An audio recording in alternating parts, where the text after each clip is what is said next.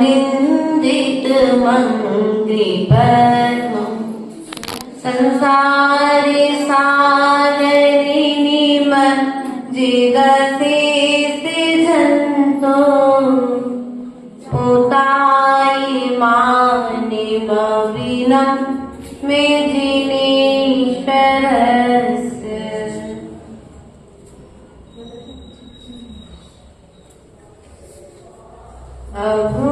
अभूवकिंचन मैं हूँ मेरा इस जग में क्या है। मेरे गुण तो मेरे भीतर बाहर में क्या है। यह रहस्य परिमार्मी कला का पूर्ण उजागर हो। मेरा अंतिम मरण समाधि तेरे घर पर हो। तेरी छत्र छाया भगवन मेरे सर पर हो। मेरा अंतिम मरण समाधि तेरे घर पर हो। बोले अनंतानंद सत्य परमेश्वर भगवान की जय। देवादिदेव आदिनाथ भगवान की जय। देवादिदेव मूलय पार्श्वनाथ भगवान की जय।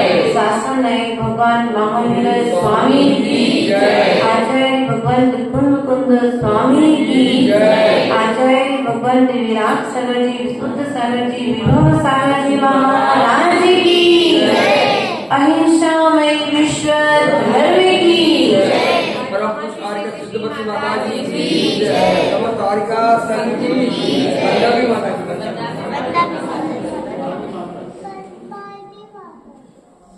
प्रिय बंधुओं,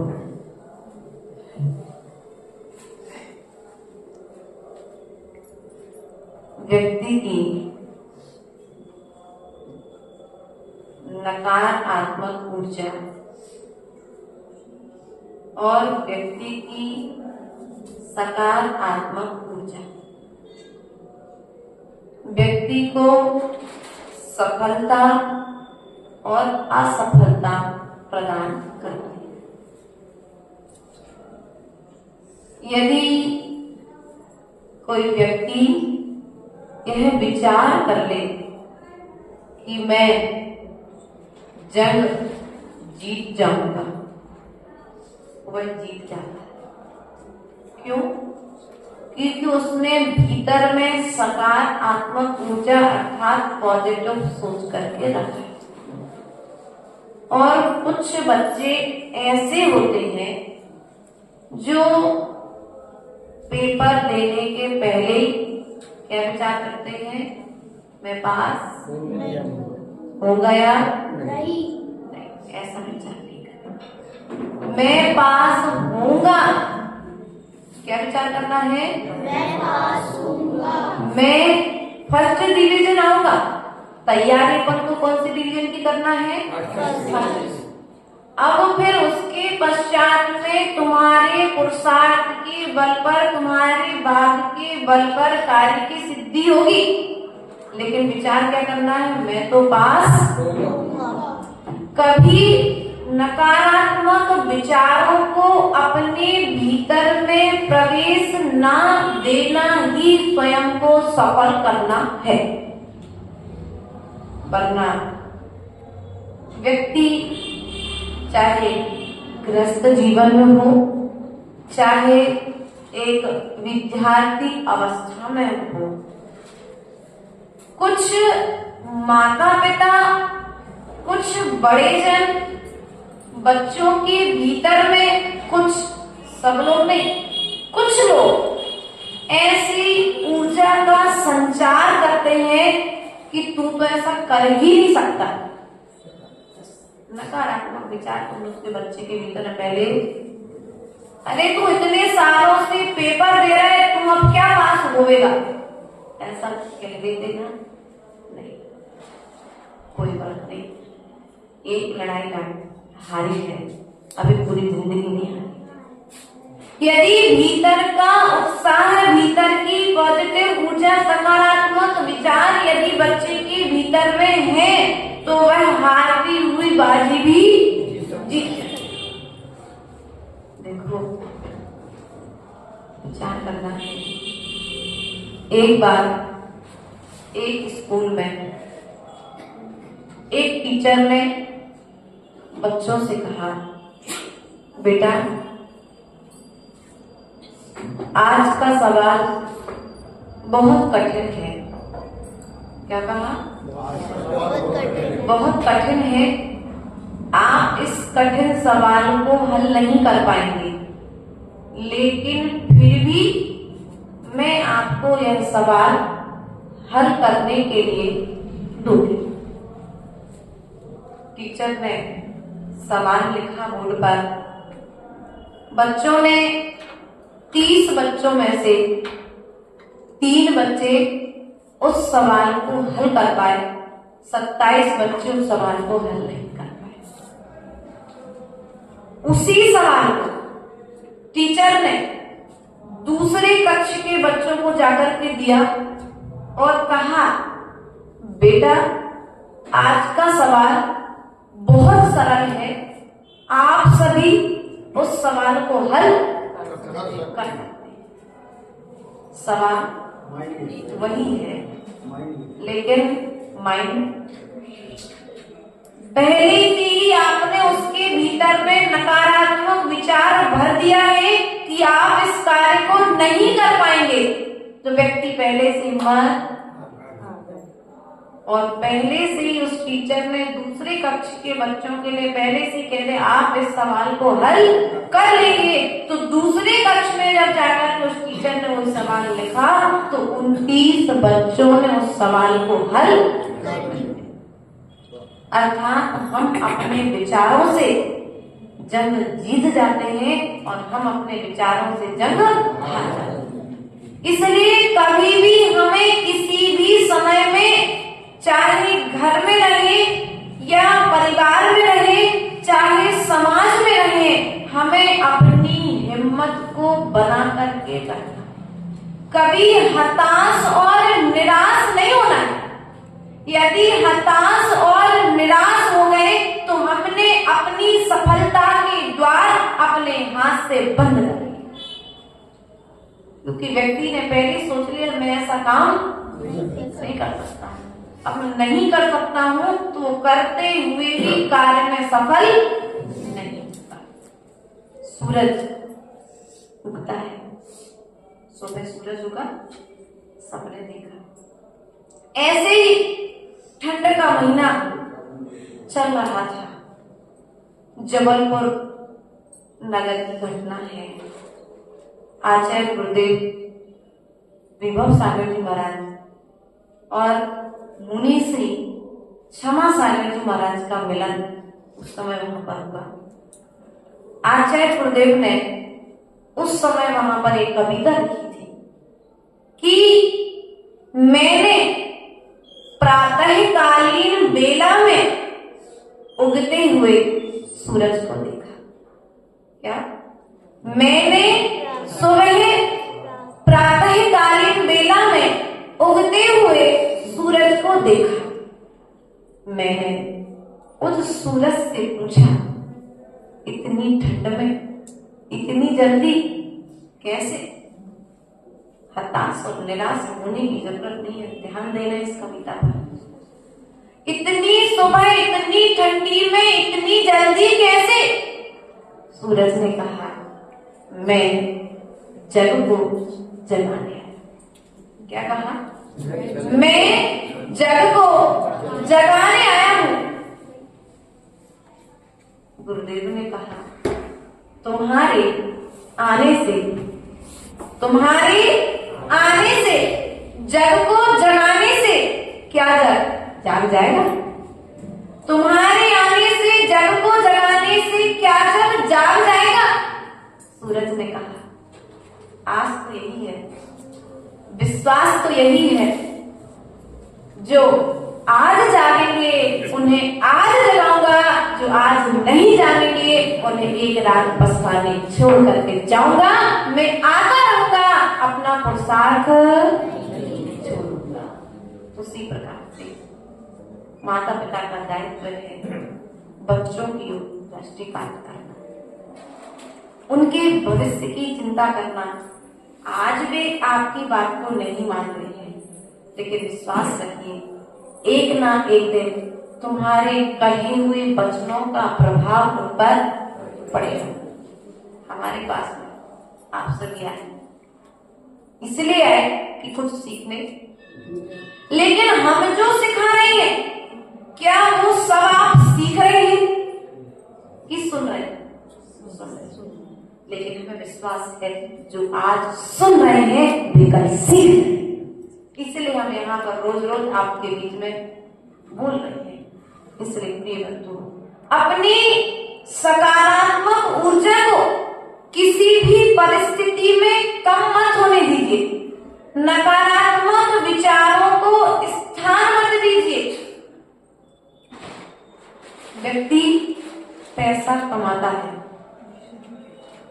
और पैसा कमाते हुए यह विचार करता है कि ये विपरीत परिस्थिति में काम में आएगा।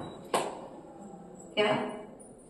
अब विपरीत परिस्थिति आने वाली, लेकिन तुमने विचार उस समय के लिए हमने ये पैसा एकत्रित करके रखा है जिस समय के लिए हमारे पास में कोई सहारा देने वाला नहीं। हम उस नकारात्मक विचार को भीतर में प्रवेश क्यों दें? हमारे जीवन में ऐसा कोई दिन आएगा ही नहीं कि हमारे सहयोगी ना खड़े हो। हमारे जीवन में ऐसा कोई विपरीत दिन नहीं आएगा कि मुझे इस पैसे को एकत्रित करने की जरूरत पड़े। प्रिय बंधु, सकारात्मक विचार करिए।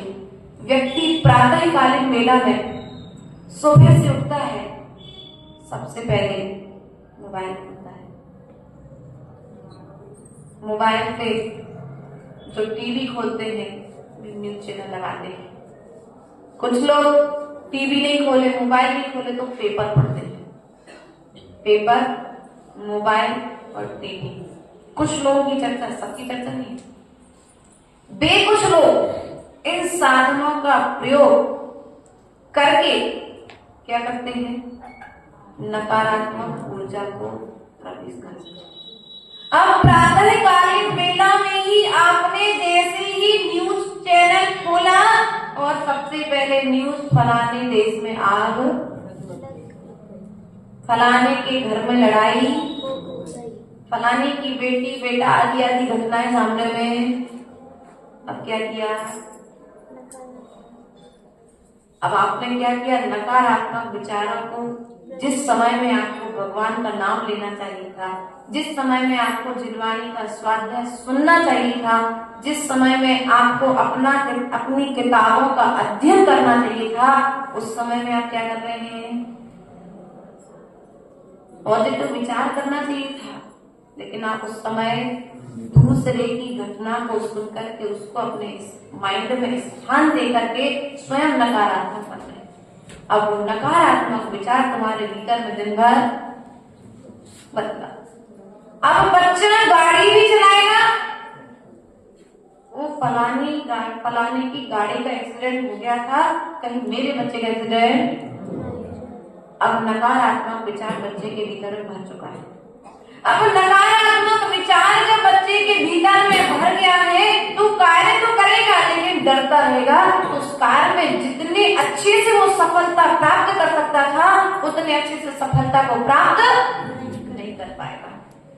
ध्यान रखना बच्चों, जो होता है अच्छे के लिए क्या विचार करना, जो होता है अच्छे के लिए होता है, ऐसा चिंतन करते रहना।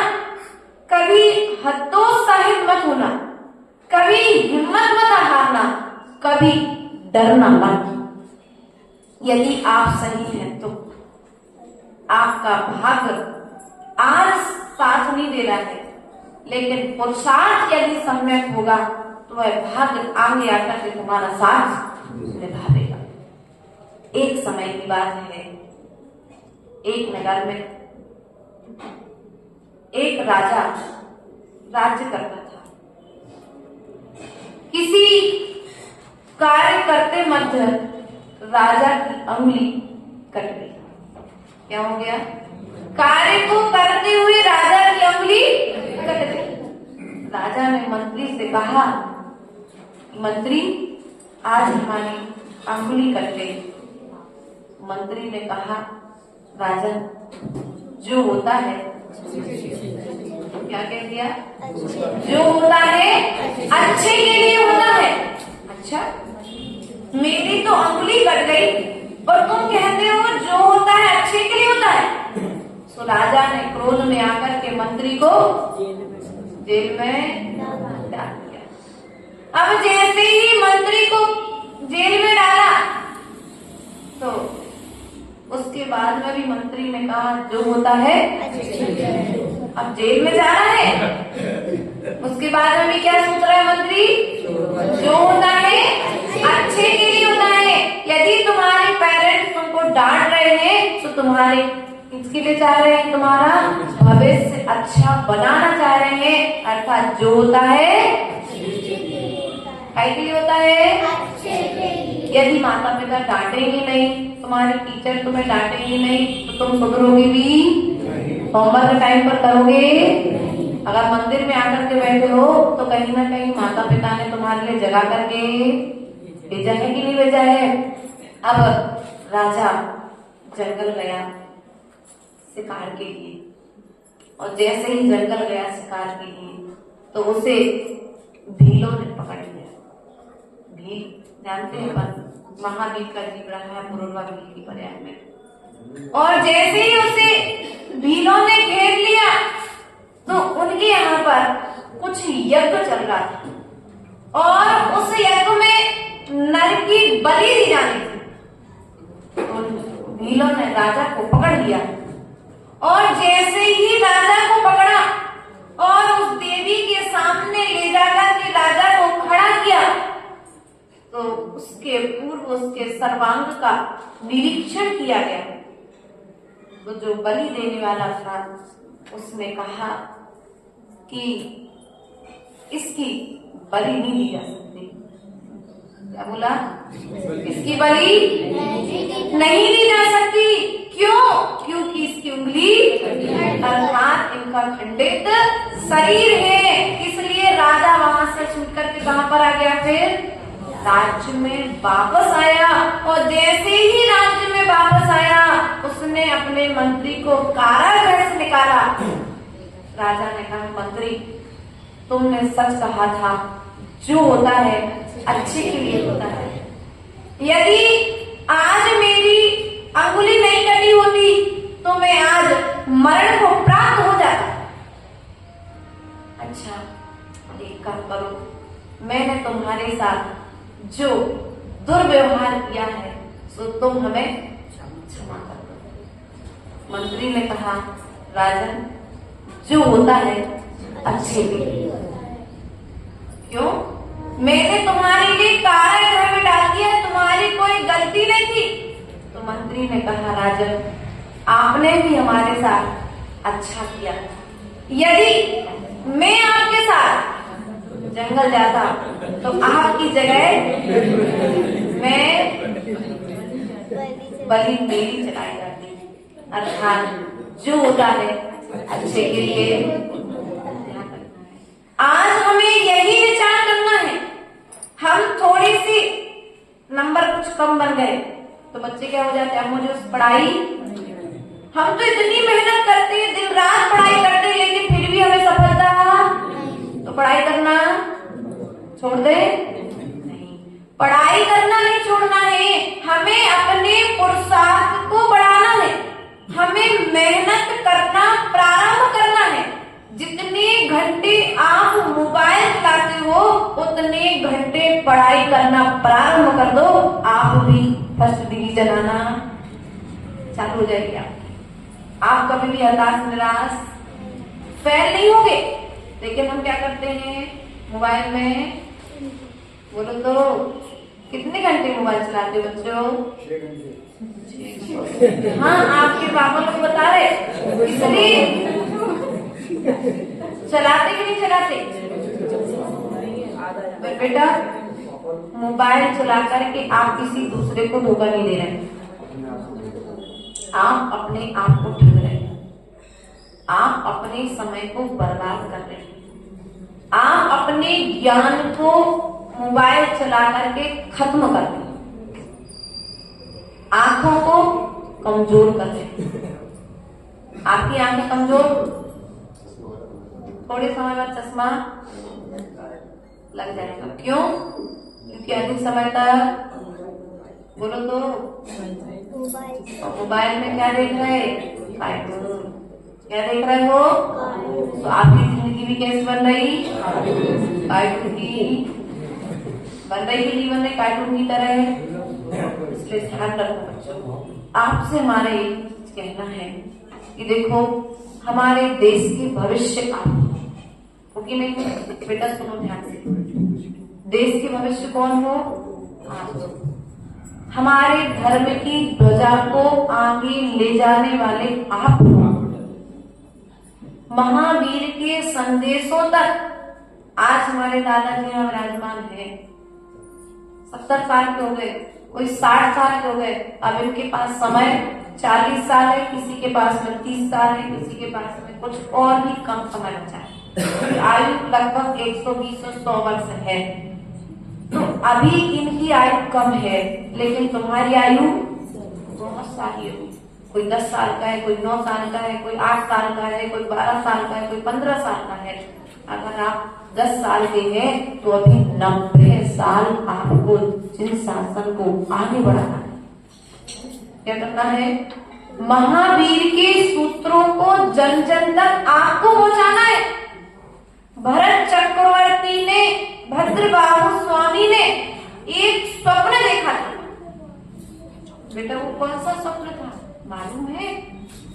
नहीं मालूम? उन्होंने एक स्वप्न देखा था कि 2 छोटे छोटे बैलगाड़ी को आगे लेकर के जाए। क्या देखा था स्वप्न? 2 छोटे बैलगाड़ी को आगे लेकर के, अर्थात इस स्वप्न का अर्थ क्या हुआ? इस स्वप्न का अर्थ यह हुआ कि जिन शासन को आगे बढ़ाने में हमारी युवा पीढ़ी का हाथ है। बुजुर्ग तो अपनी उम्र के साथ में साधना करके मोक्ष मार्ग की ओर बढ़ेंगे, लेकिन जितनी प्रभावना ये तरुण उम्र के बच्चे कर सकते हैं, इनकी मेहनत से, इनकी प्रभावना से जिन शासन युगों युगों तक जयवंत होगा। इसलिए बेटा अपने समय का सदुपयोग कर, अपने समय का अपने समय, अपने जीवन का एक सुबह से लेकर के शाम तक की दिनचर्या बनाओ। हमको सुबह से लेकर के शाम तक क्या करना है? स्कूल की चर्या फिक्स है, 9 बजे स्कूल जाना है, आध घंटे एक पीरियड लगेगा, दूसरे घंटे में आध घंटे में दूसरा पीरियड लगेगा, तीसरे घंटे में तीसरा पीरियड लगेगा, उसके बाद में बीच में फिर आपके लिए 3 पीरियड के बाद लंच, उसके पश्चात में फिर चौथा, पांचवा, छठवां पीरियड लग के आपकी फिर स्कूल का टाइम टेबल फिक्स है। लेकिन आपके घर का टाइम टेबल फिक्स है। और जब तक आपके घर का टाइम टेबल फिक्स नहीं होगा, आपकी सुबह से लेकर के शाम तक की दिनचर्या फिक्स नहीं होगी, तब तक आप ऊंचाइयों को प्राप्त नहीं कर सकते।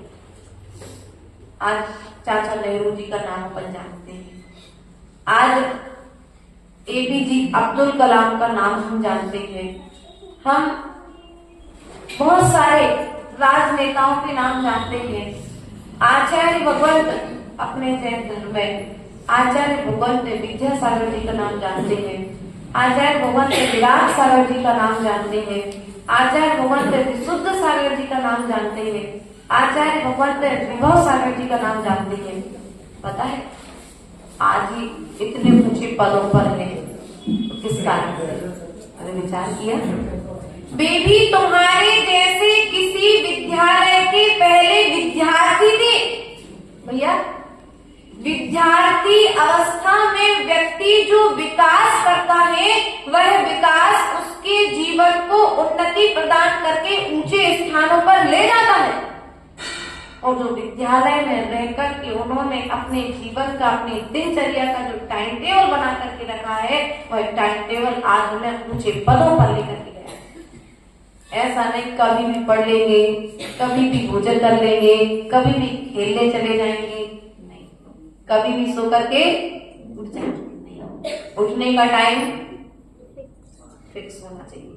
उठने का टाइम कितने बजे उठते हो? बोलो तो। 6 बजे। ठंड लग रही तो 10 बजे। कितनी ईमानदार हो? 7 बजे। देखो यहाँ के बच्चे बहुत अच्छे हैं, 6 और 7 बजे उठ जाते हैं।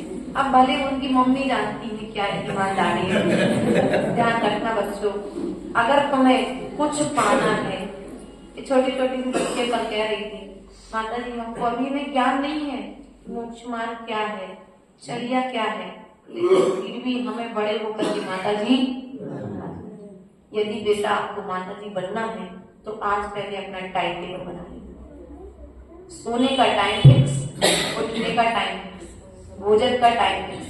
ध्यान रखना, हमारे पूज्य आचार्य भगवत विद्यासागर महाराज कितने भी बड़े बड़े कार्य हुए, कितने बड़ी बड़ी प्रभावना उन्होंने की है।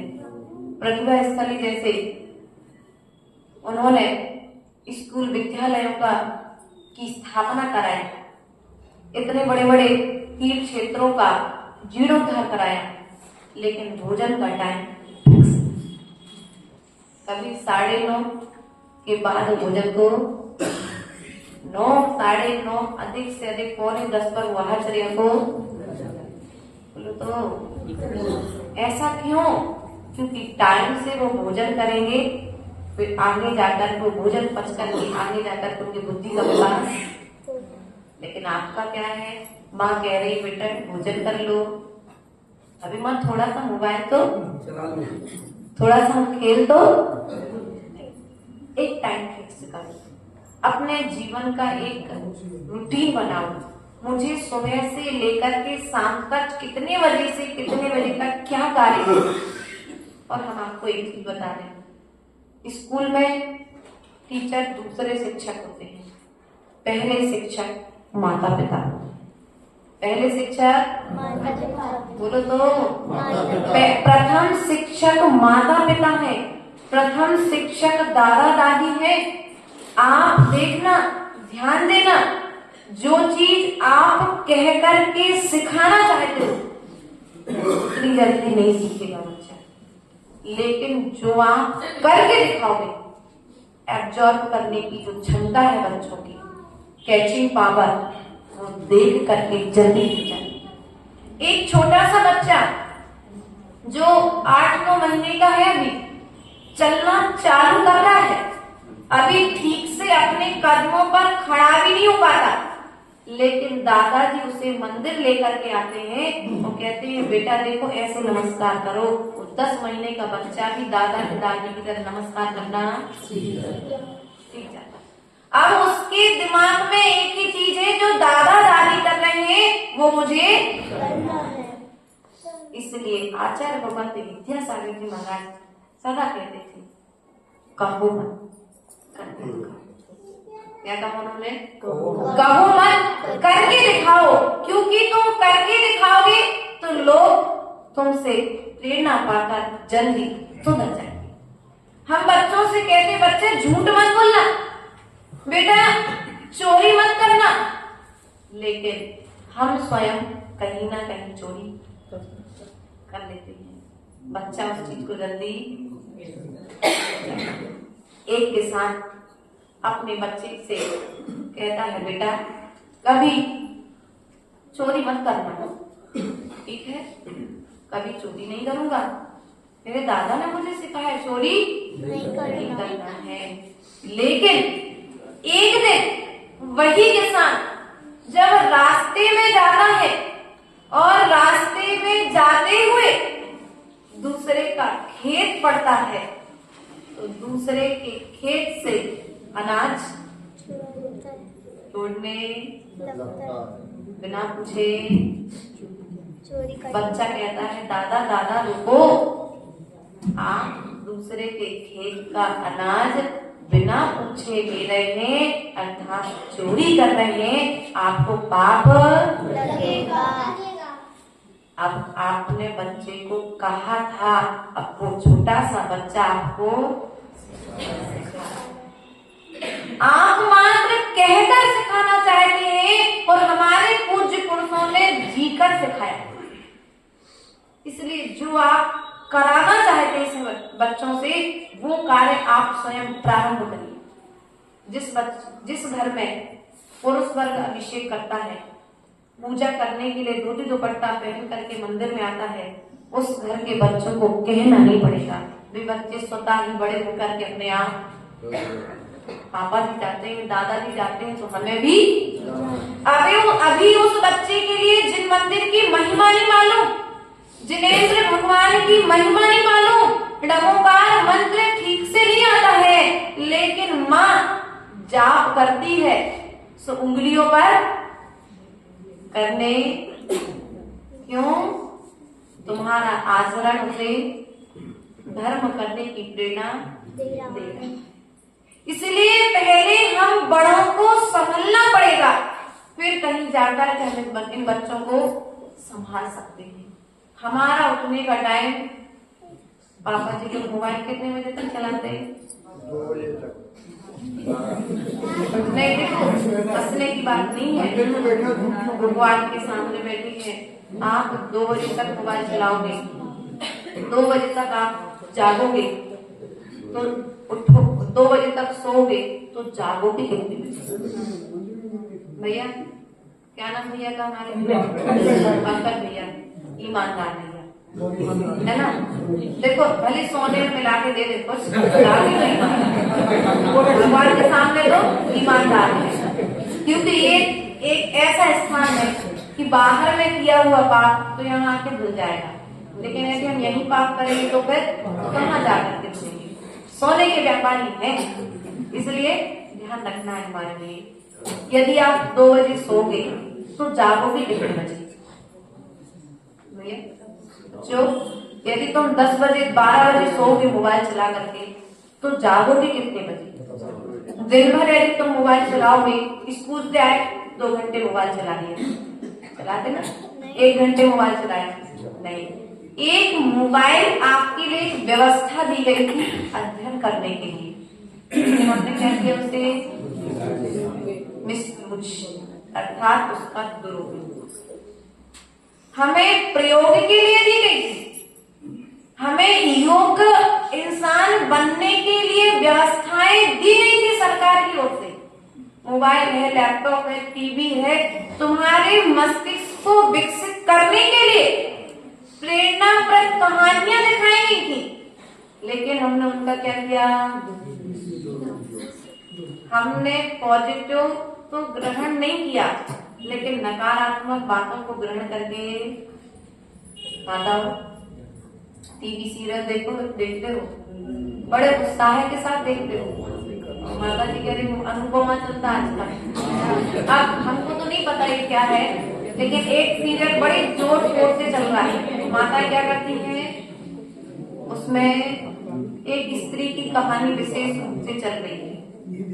ध्यान रखना मतलब हमें बच्चों को क्या सिखाना है, बच्चों को कैसा पहनाना है, हमें बच्चों को कैसा खिलाना है, हमें पहले सुधरना पड़ेगा। हम यदि व्यवस्थित वस्त्र पहनेंगे तो बच्चे व्यवस्थित पहनेंगे।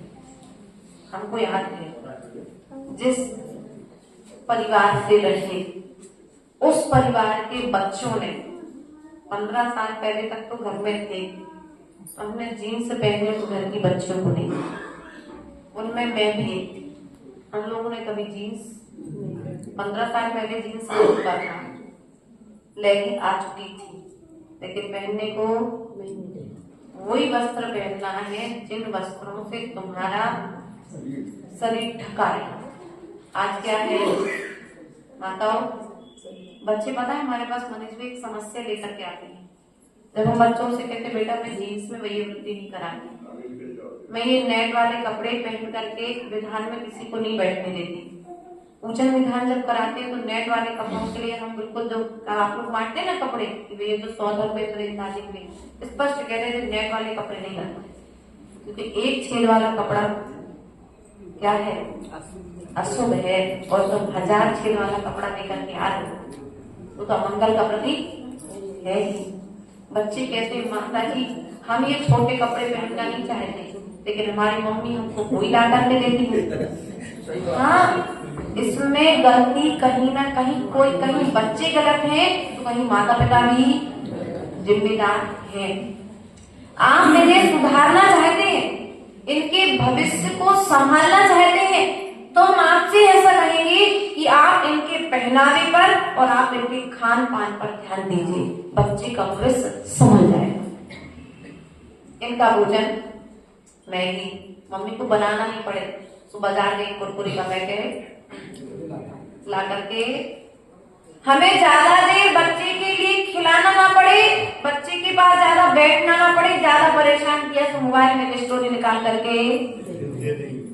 बच्चे अगर गलत हैं तो कहीं ना कहीं हम भी गलत हैं।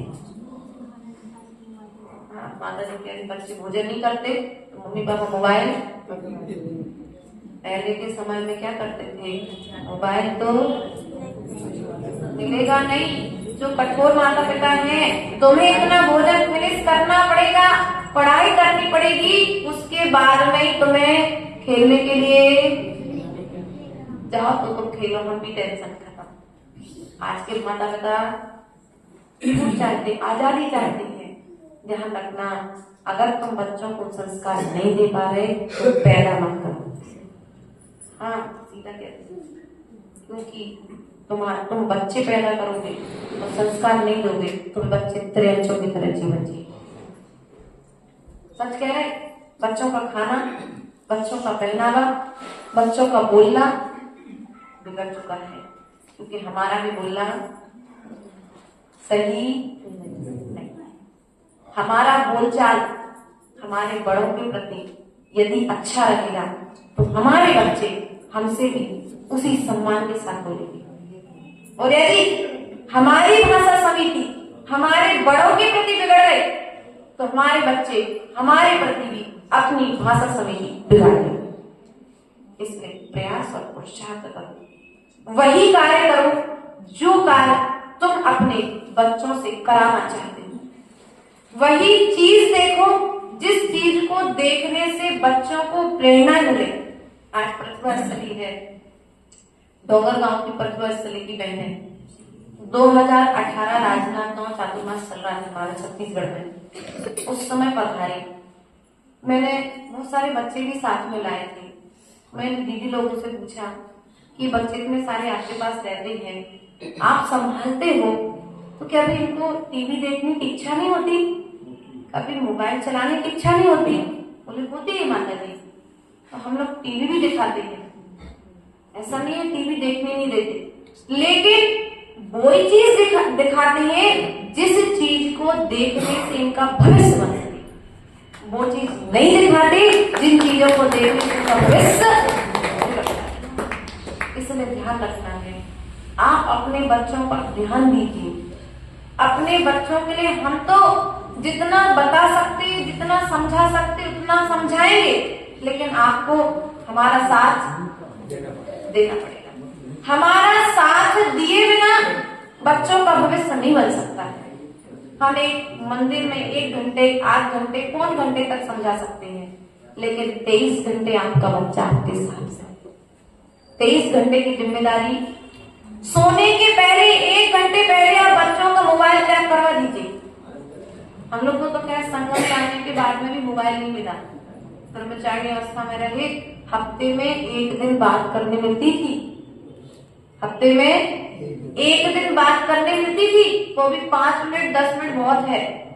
लेकिन इतने ईमानदार थे कि मोबाइल हमारे कमरे में रहता था, लेकिन गुरु की आज्ञा नहीं है तो उससे किसी को फोन। और बच्चे आप लोग क्या करते हो? अपने प्रति बेईमानी करते ना, अपने प्रति बेईमानी करते ना। मम्मी देख नहीं रही है, पापा दुकान चले गए तो जल्दी से मोबाइल उठा करके चला लेते हो ना।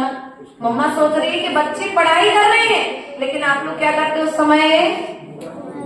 मोबाइल दिख गया धोखे से, मम्मी के मोबाइल का या पापा के मोबाइल का पासवर्ड पता पड़ गया तो जल्दी से खोल करके गेम खेल ले। गेम मोबाइल से मत खेलो बेटा, क्योंकि मोबाइल से गेम खेलोगे तुम्हारी बुद्धि का विकास नहीं होगा।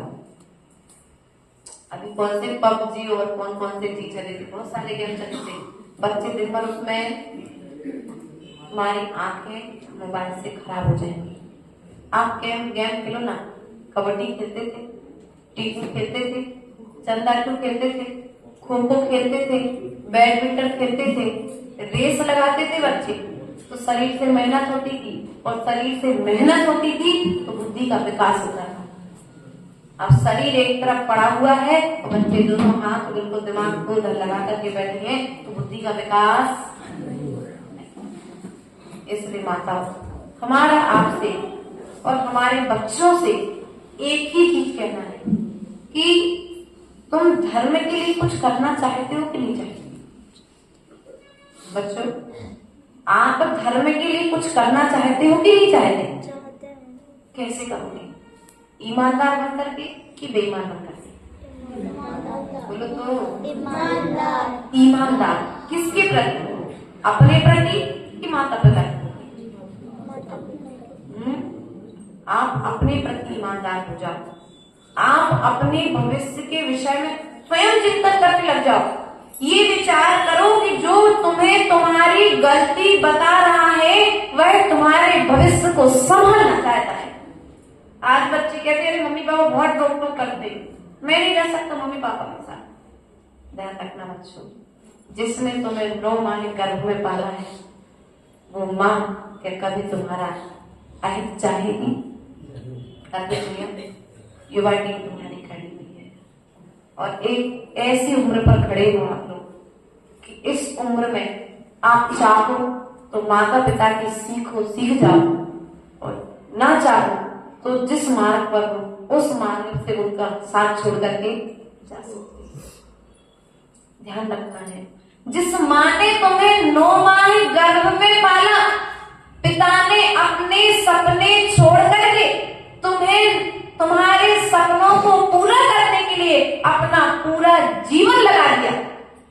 वे माता पिता जब तुम कुछ करने लायक हो जाते हो तब वे माता पिता तुम्हें नालायक करने लगते हैं।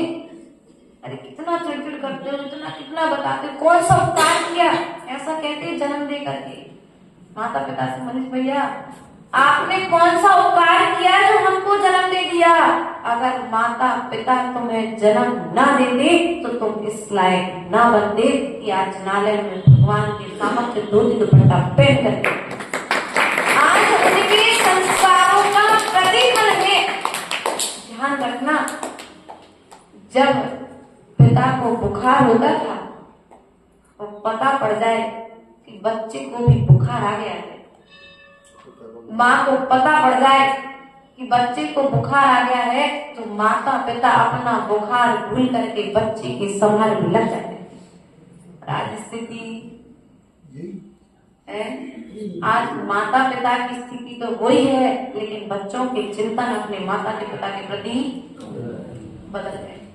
जो समर्पण पहले था, बड़ों के प्रति एक सम्मान, देखो आज के बच्चे तो अपने घर के बड़े लोगों को सम्मान नहीं देते।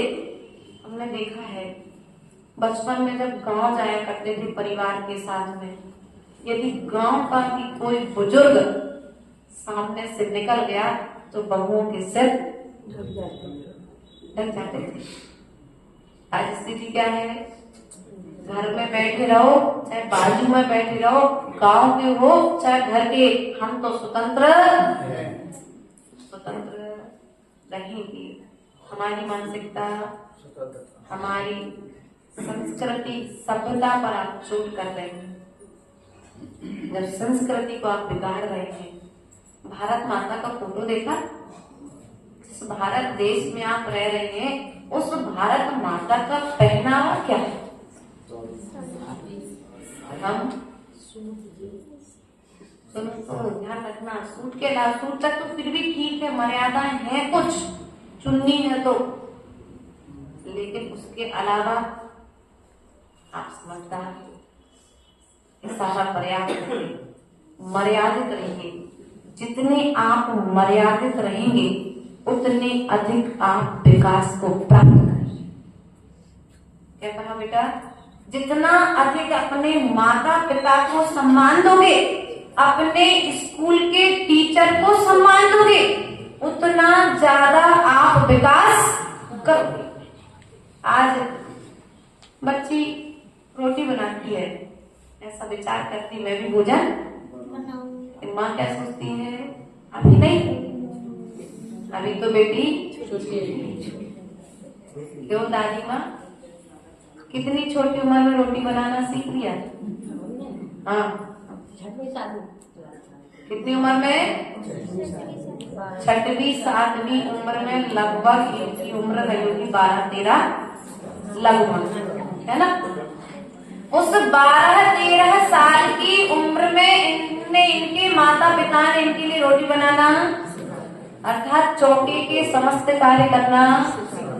लेकिन आज क्या है, हमने पैसा कमाना तो सिखाया है, लेकिन पेट भरना, 10,000 की 20,000 की नौकरी करना बेटी पसंद कर रही है, लेकिन अपने घर में बैठे बुजुर्ग माता पिता के लिए भोजन बनाना, कल स्थिति आपकी भी यही होने वाली है।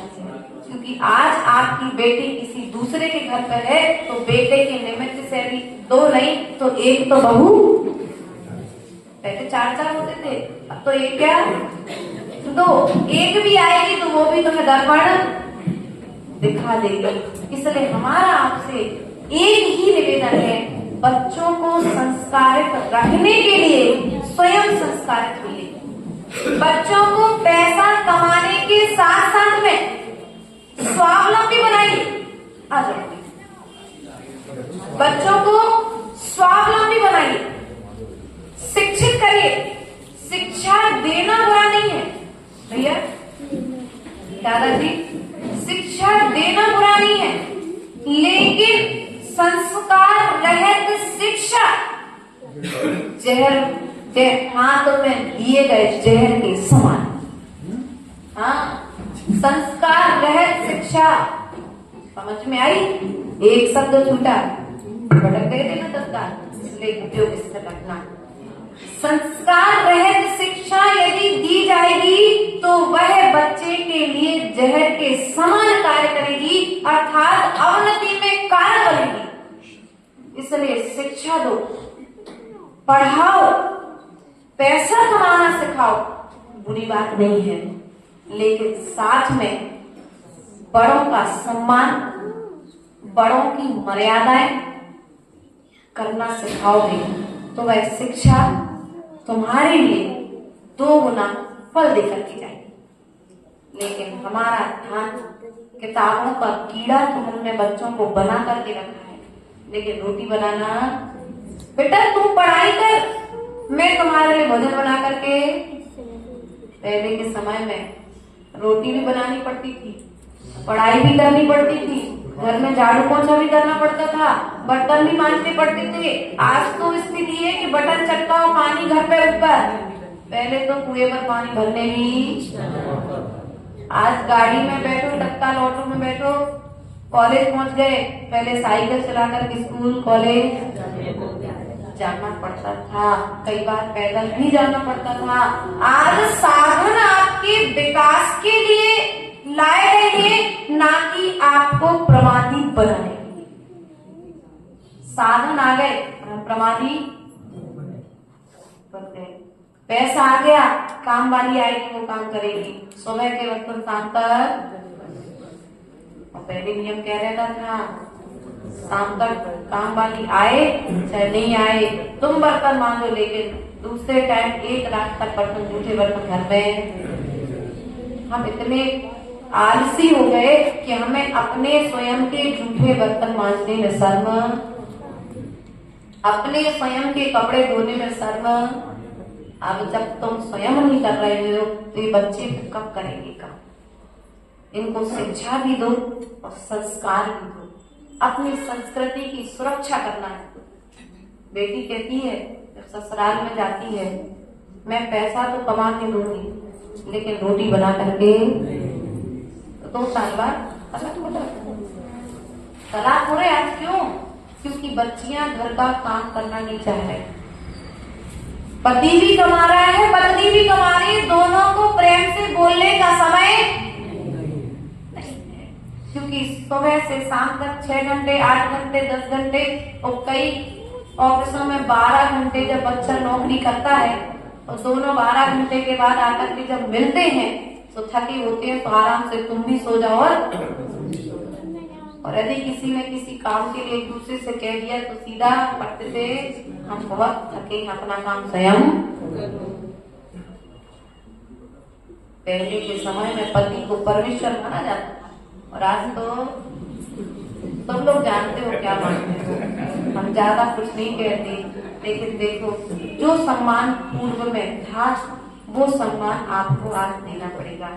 जो सम्मान पूर्व में स्त्रियों का था वो सम्मान आपको इनको देना पड़ेगा। तब कहीं जाकर के हमारे देश की संस्कृति, हमारे धर्म की सभ्यता सुन लेगी। यदि हम आपस में एक दूसरे को सम्मान देना बंद कर देंगे, बच्चों को प्यार देना बंद कर देंगे। आज ये बच्चे यहाँ पर बैठे हैं, आज बच्चे सुबह से जंगल के लिए गए तो कहीं ना कहीं आसिफ भैया का प्यार है कि एक फोन लगाया सब बच्चों के पास नहीं। क्यों आसिफ भैया?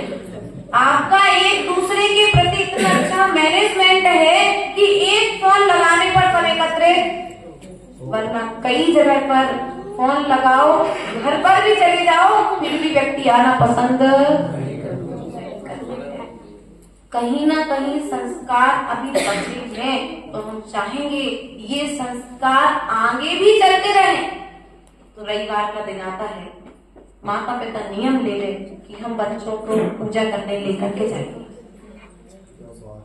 हाँ, नियम ले ले कि रविवार के दिन तो हम बच्चों को कोई पार्क घुमाने नहीं जाएंगे, कोई मॉल घुमाने लेकर के नहीं जाएंगे, कहीं किसी तीर्थ क्षेत्र की वंदना कराने लेकर के जाएंगे। तो ये बच्चे धर्म को जानेंगे, ये धर्म को मानेंगे।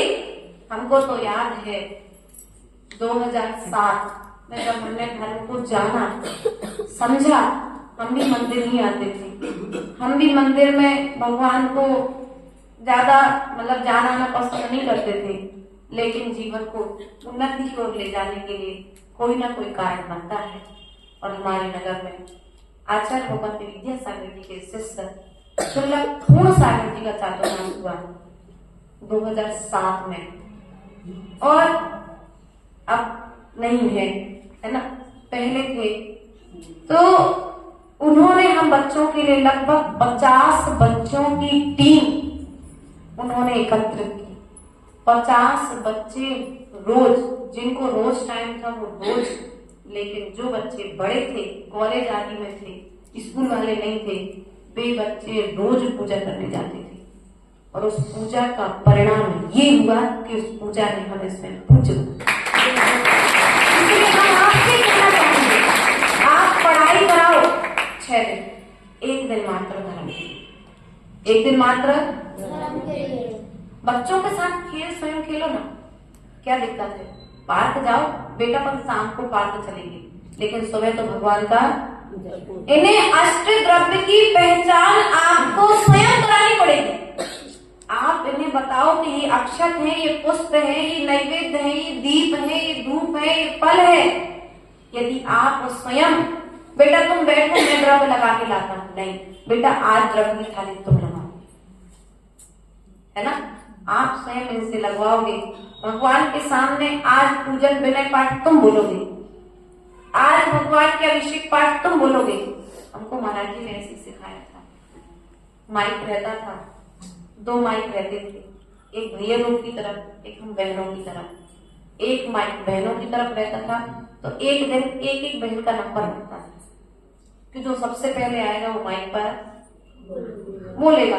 उसके पश्चात में महाराज जी ने देखा भी कौन है जिसको मंगलाष्टक नहीं आता, अभिषेक पाठ नहीं आता, वो कौन है जिसको पढ़गाना नहीं आता। क्या करते थे महाराज? नियम ले लेते थे, आज वही बच्चा पढ़ेगा, उसी बच्चे से हम आहार लेंगे, तो अपने आप पढ़गान को तो आ जाओगे। माताओं, तुमको यदि इनको संस्कार करना है तो थोड़ा सा आपको भी कठोर बनना पड़ेगा इनके प्रति, क्योंकि यदि तुम इनके प्रति कठोर नहीं रहोगे तो ये मंदिर तो आपने बना लिए, जो पीढ़ी अभी खड़ी है लगभग 60-70 वर्ष तक हमारे भैया की टीम, आपको अर्पित भैया की जो टीम उम्र वाले बच्चे हैं वो मिल जाएंगे, लेकिन 70 साल के बाद बच्चे इस मंदिर में दिखने वाले है क्या? इसलिए आगे को भी यदि संभालना है तो ये जो 5 साल 7 साल 10 साल के बच्चे बैठे हैं, इन बच्चों के लिए संस्कार देना आज प्रारंभ।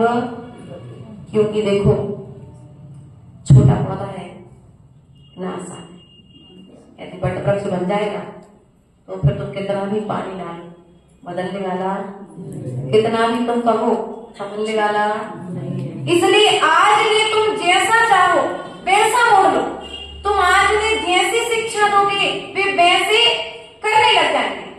रविवार के दिन अभिषेक के संस्कार डालो, रविवार के दिन पूजन के संस्कार डालो, कम से कम रोज नहीं लगती तो रविवार के दिन तो पाठशाला लगनी ही चाहिए। उन्हें निर्णय सागर महाराज का क्या चातुर्मास हुआ, ये मंदिर उनकी कृपा से बना है ना, उनकी प्रेरणा से बनाया है आप लोगों ने। उन्होंने जो आपको निर्णय सागर विशद सागर महाराज जी की प्रेरणा से बना है, तो आज विशद सागर जी हो चाहे निर्णय सागर जी हो, वे किन कारणों से पूज्य पद पर विराजमान है। उन्होंने भी कभी पाठशाला जाकर के पढ़ी होगी, उन्होंने भी कभी भगवान का अभिषेक किया होगा, तो क्या उन्होंने स्वयं किया अभिषेक? वे स्वयं गए पाठशाला पढ़ने के लिए? नहीं, उनके माता पिता उन्हें प्रेरणा देते होंगे, तब कहीं जाकर के वे आज उच्च पदों पर विराजमान हुए हैं। वास्तविकता में यदि माता पिता अपने बच्चों की उन्नति चाहते हैं तो उन्हें धर्म से जोड़ करके रखो। धर्म सब कुछ नहीं है, लेकिन धर्म के बिना भी कुछ नहीं। धर्म सब कुछ नहीं है, लेकिन धर्म के बिना भी कुछ नहीं है। इस बात को ध्यान में रखना पड़ेगा। आज बच्चे जब भगवान के आंगन में आकर के बैठेंगे तो भगवान के दर्शन करने से इनकी बुद्धि का विकास होगा। जब वे मंदिर में आएंगे, जिनवाणी की महिमा को सुनेंगे, गुरुओं की महिमा को सुनेंगे, पढ़गाहन को देखेंगे, तो कल कब कहीं जब ये दूसरे देश में रहेंगे, अपने क्षेत्र से बाहर दिल्ली, बंबई, पूना आदि क्षेत्रों में रहेंगे और कहीं कोई दिगंबर मुनिराज इनको मिल जाएंगे और पढ़गाहन नहीं होगा, तो बच्चे आपके संस्कारों के बल पर उन मुनिराज का निरंतर आहार दो। संस्कार बच्चों की शिक्षा के साथ साथ में ये हमारी धर्म की संस्कृति को भी संभाल लें। इन्हें चौका लगाना आज से सिखाओ। हाँ बेटा ध्यान रखना, पे तुम्हारी टीम के जितने बच्चे हैं, हम आपसे कहना चाहते हैं विवाह बाद में करना। हाँ, हो गया वो तो कोई बात नहीं, लेकिन जिनका नहीं हुआ है उनके लिए प्रेरणा दे रहा है, विवाह बाद में करना, पहले रोटी बनाना सीख। क्यों ऐसा? क्यों ऐसा? इसलिए हम आपसे कह रहे हैं कि आज समस्या बनी हुई है, इन बच्चों का बौद्धिक विकास नहीं हो रहा है क्योंकि अशुद्धि के दिनों में महिलाएं भोजन बनाकर खिलाएं और इन्हें खाना पड़ रहा है क्योंकि आपने बनाना सिखाया। ध्यान रखना, हमें कई घरों में ऐसा होता है, हम लोग जब इस मंच से बात होती है तो किसी एक पर्सनल व्यक्ति की सार्वजनिक रूप से यहाँ पर सभी के लिए प्रेरणा दी जा रही है। इसलिए आप लोग भी नियम ले लें कि बच्चियों को बचपन से ही ऐसे संस्कार दें कि भी इस तरह का कोई गलत कार्य ना करे। भूखा भी ना रहना पड़े बच्चे को, भूखा भी ना सोना पड़े, तो इतना तो सिखा दो कि अपना पेट स्वयं, पैसा कमाना सिखाओगे मात्र और भोजन बनाना नहीं सिखाओगे तो बच्चे पैसा नहीं खाएंगे, रोटी खाने से उनका पेट भरेगा। एक न एक दिन उन्हें भूखा फिर सोना, होटल है, होटल का ले आएंगे, भाभी कहते नहीं, गलत। देखो आज हमारी बुद्धि का विकास नहीं हो रहा है, कहीं ना कहीं अभक्ष्य भोजन इसमें कारण है। पहले कहते थे जैसा खाओ अन्न वैसा होए, तुम जैसा पियो पानी वैसी होवे। यहाँ वाले तो बहुत अच्छे समझदार हो, प्रवचन करना भी आते हैं। देखो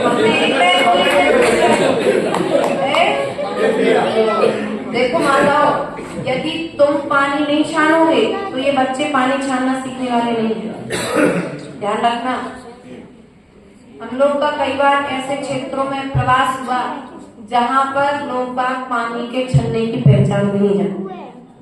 हमारी ममता दीदी ने उस गांव में जाकर के पहले तो छन्ने खरीदवाए, चौका एक लगेगा लेकिन पहले पानी छानना सीखो, लोगों को पानी छानना सिखाया। वहां के लोगों को द्रव्य की थाली लगाना नहीं आती थी, मंदिर तो बना लिया लेकिन पूजन करने के लिए एक वृद्ध दादा 80 साल के सुबह भी कब चले जाए इसका कोई भरोसा। उसके बाद मंदिर में अभिषेक पूजन करने वाला कोई, तो ध्यान रखना है। वहां ऐसे ऐसे स्थानों पर जाकर के हम लोगों ने लोगों को प्रेरणा दी है, उनके पुण्य से उन्हें ज्ञान कराया है। तो हम भी आपसे ऐसा कहना चाहेंगे माताओं, चौके में छन्नी मत बनाओ, छन्ना का प्रयोग करो। पानी छानते समय जो छन्ने की मोटा छन्ना, ऐसा छन्ना जिस छन्ने से सूर्य की किरणें आर पार ना। आप लोग क्या करते हो, तो मच्छरदानी की छन्नी बाथरूम में लगा दी। एक बच्चे को हम लोगों ने बताया कि बेटा छन्ना ऐसा यूज होना चाहिए और जब नहाने के लिए भी पानी इस प्रकार से छानना चाहिए। अब पहले तो भैया कुआं था तो बिलछानी पहुंच जाती थी, आज बिलछानी कुएं तक नहीं पहुंच रही, तो कम से कम तुम्हारे छत पर रखी टंकी तक तो बिलछानी पहुंच सकती कि नहीं पहुंच सकती? संभव है, करना चाहो तो संभव है और नहीं करना चाहो तो कुछ भी संभव नहीं है। क्योंकि जैनों की पहचान पर छना पानी, रात्रि भोजन त्याग और पता है सबको, पता है सबको, क्योंकि हमसे अच्छा सुनाने वाले आपके बीच में आए हैं, लेकिन सुना तो है, आचरण और आचरण भी किया है तो धर्म कैसे रहेगा आगे तक? धीरे धीरे छन्ने का लोप हो रहा है। जब तक साधु है उनके साथ में भी कोई त्यागी व्रती है तो उन्हें शुद्ध भोजन मिल जाएगा। कई स्थानों पर ऐसा है, सबसे अच्छी विशेषता में तुम्हारे यहाँ की लगी कि हमें यहाँ पर नेचुरल जंगल है, जंगल वहां जाके किसी को सफाई, वरना कई स्थान ऐसे हैं जहाँ पर साधुओं को, साधु भी कहीं कहीं पर ढील रख देते हैं। इसलिए उन्हें ऐसे स्थान मिल जाते उन्हें रुकना पड़ जाता है, दोनों जगह से बात आती है, तो उन्हें कहीं कहीं पर वो प्लेस वाली लेटर आदि में जाना पड़ रहा है। यदि हमारे लिए साधु की चर्या का ज्ञान होगा तो हम उस तरह की व्यवस्थाएं, हमको याद है लखनऊ नाम सुना होगा हमने, कानपुर, लखनऊ, इलाहाबाद है, वहां पर हमारा प्रवास रहा 2017 में, और वहां पर जब पहुंचे तो आचार्य गुरुदेव की कृपा इतनी अच्छी रही कि अपने संस्कारों में मजबूत थे। तो एक मंदिर से दूसरे मंदिर के लिए बिहार में उस समय जो दीदी थी वो उतनी एक्टिव नहीं थी हमारे पास, तो अब बिहार तो कर लिया, पहुंच गए, पानी गिर रहा है, पहुंचे जैसे ही रूम देखा, ठीक है रूम में तो कैसे भी पाटा लग जाएगा, बैठ जाएंगे, लेकिन पहले व्यवस्था देखना कौन सी जंगल की ओर लघु सकता थी। अब जैसे ही दो व्यवस्थाएं देखी तो हमने कहा भैया हम यहाँ नहीं रुक पाएंगे, हमें तो दूसरे मंदिर में बिहार। शाम के 5:30 बज चुके हैं, 6:30 बजे अंधेरा होने वाला है। उसी समय हमने कहा हमारे यहाँ पर चर्या का पालन, हम तत्काल उस स्थान से बिहार करके दूसरे मंदिर पर आकर के डालीगंज में रुकी। हमारा कहने का मतलब आपसे ये है कि आप यदि साधु की चर्या का पालन कराएंगे तो इन बच्चों को भी साधु की चर्या का ज्ञान, आप स्वयं पड़गान करोगे तो बच्चे पड़गान करना, आप चौका लगाओगे तो बच्चे चौका लगाना सीख जाएंगे। और आप कहोगे हम तो थके हैं, घर में इतने सारे जनों को काम है, हम नहीं लगा सकता, हम नहीं कर पाए काम, तो क्या होगा, संस्कार बच्चों में आएंगे। ये बच्चे कभी शुद्धि बोलना कब सीखेंगे, जब तुम्हारे मुख से शुद्धि सुनेंगे तो ये अपने आप शुद्धि बोलना सीख जाएंगे। तुम्हारे हाथों में कलश देखेंगे कि बच्चे स्वयं कलश उठाना सीख जाएंगे। तुम स्वयं जब कुएं का पानी भरने जाओगे तो बच्चे कुएं का पानी भरना, बिलछानी डालना। आज बिलछानी कैसे डालते हो, फीस तो लेते हो, लेकिन फिर ऊपर से ही दादाजी कैसे डालते हो, कड़े वाली बाल्टी है, डबल कड़े वाली, देखो ऊपर में भी एक कड़ा होता है, एक कड़ा नीचे होता है, ध्यान रखना। यदि आपने हमारा समागम पाया है तो आज दीदी जी से आप पूछ लेना कैसी बाल्टी होना चाहिए, वैसी बाल्टी ला करके बिलछानी डालना सीख लेना। क्योंकि अपने यहाँ कुएं का पानी, बोरिंग का पानी लेने में दोष नहीं है, मात्र बिलछानी नहीं जाती है, इसलिए बोरिंग का पानी साधु नहीं देती है। जो जीव जहाँ से निकले वे जीव यथास्थान नहीं पहुंच रहे, हमारे अहिंसाव्रत का पालन नहीं हो रहा है, जीवों की हिंसा होगी, इस निमित्त से साधु जीवन भर कुएं का पानी लेता है। और यदि हम बिलछानी यथास्थान नहीं पहुंचा पाए तो फिर अहिंसा व्रत में तो कहीं ना कहीं हमें भी छठवांश लगेगा। इसलिए माताओं से भी निवेदन है, हमें कोई शिविर नहीं लगाना, हमें कोई विधान नहीं कराना, हमें तो मात्र इतना कराना है कि जहां जहां पर पंचर है हम उन पंचरों को सुधारना। क्यों भैया, पूरा टायर नहीं सुधारना है, अब समझ जाओ, आप अपनी भाषा में जो भी कह रहे हो, जहां जहां पर हम गलतियां कर रहे हैं वहां वहां पर हमें सुधार करके इस जिन शासन की ध्वजा को आगे बढ़ाना है। बच्चों से हमारे एक ही चीज कहना है, हर रविवार को बच्चे क्या करेंगे, पूजन। पाठशाला की टीचर है यहाँ पर, कौन है भाई, खड़ी हो ना माताओं, खड़े हो, कौन कौन है, बच्चे 2 आए, 4 आए, 10 आए, आप पाठशाला के बच्चों को पूजन कराएंगे। हाँ माताओं, टीचर्स हैं, बच्चे नहीं आते हैं, बच्चे नहीं आते हैं, हम बच्चे ना आने का कारण क्या है, कोचिंग और स्कूल, कोचिंग और स्कूल। माताओं ध्यान रखना, बैठ जाओ। बहुत अच्छा, हमारे टीचरों के सम्मान में एक बार तालियां बजाएं। बच्चे बहुत छोटे छोटे हैं तो हम चाहते हैं क्योंकि मम्मी लोग साथ में आए। मम्मी लोग इसलिए नहीं आती क्योंकि घर के जेंट्स खाना नहीं खा पाते हैं। यदि ये पूरा पुरुष वर्ग टाइम पे खाना खा लेना तो महिलाएं फुर्सत हो जाए तो महिलाएं भी आके पाठशाला अटेंड करें। नहीं तो इतना नियम ले लो कि हम रविवार के दिन रात में भोजन नहीं करते। क्यों भैया? 7 के बाद भोजन इतना तो एक दिन मात्र हम आपसे कहना चाहेंगे, एक दिन तुम धर्म के लिए दो। भैया पंकज भैया, तुम एक दिन धर्म के लिए दो, धर्म तुम्हारे पूरे जीवन को संभाल मात्र हफ्ते में 4 दिन लेना है, तुम चतुर्गति के दुखों से बच जाओगे। इसलिए प्रयास करो। एक दिन इन्होंने अपनी समस्या रखी, उनका समाधान किसके पास है? हमने समस्या रखी, हमारी समस्या का समाधान किसके पास है? आप सबके पास है। तो इन बच्चों के लिए संस्कारित करना है तो हर रविवार को पूजन तो दिन में होनी है, तो सुबह टाइम तो भैया अभिषेक के लिए आते हो, बच्चा बड़ा हो या छोटा, बेटा आज तो तुम्हें अभिषेक करने चलना पड़ेगा। आज तो तुम्हें पूजन कम से कम जो मूल नायक भगवान है उनका अर्घ तो बच्चों को याद हो, उन बच्चों के लिए अष्ट द्रव्य की पहचान तो हो, उन्हें ये तो पता हो कि जल से अभिषेक होता है, लेकिन कौन से जल से अभिषेक होता है?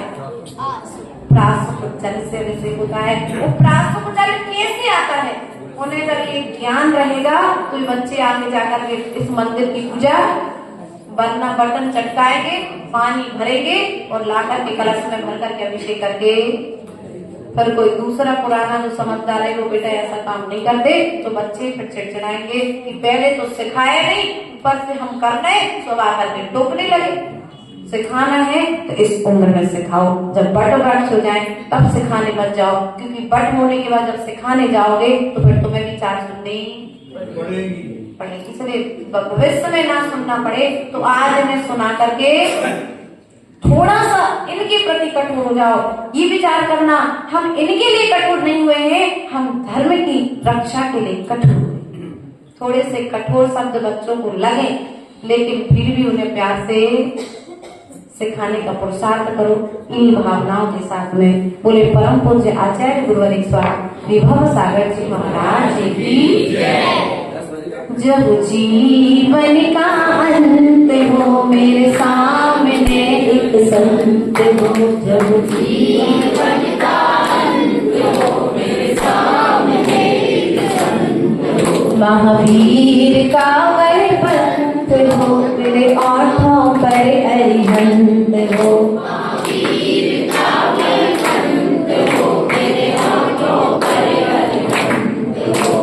कसायों की आग में जलता जलता आया हूँ, कसायों की आग में जलता जलता आया हूँ, वासना की राह पे चलता चलता आया हूँ, वासना की राह पे चलता चलता आया हूँ, दुख भरी